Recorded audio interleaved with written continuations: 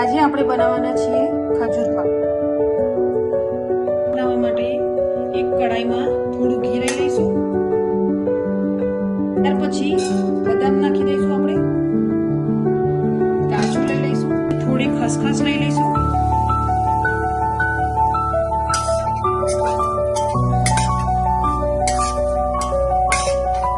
તમે પિસ્તા પણ યુઝ કરી શકો છો।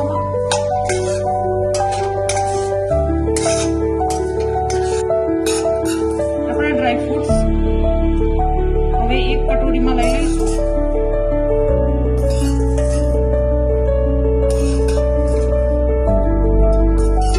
આપણે થોડું ઘી લઈ લઈશું,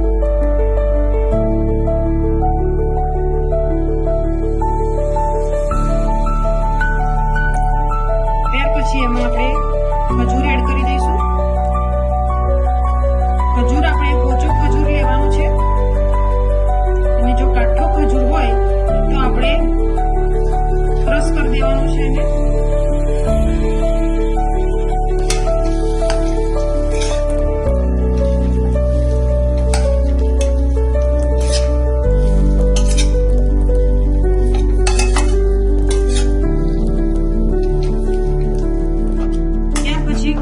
આપણો ખજૂર પાક આ રીતે થઈ જાય તે પછી આપણે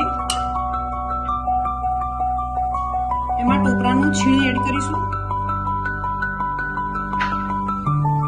તેને મિક્સ કરી લઈશું આપણે।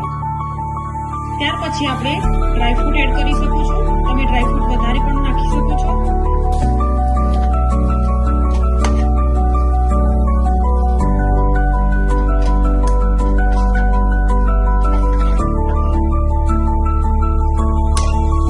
ગેસ બંધ કરી દઈશું।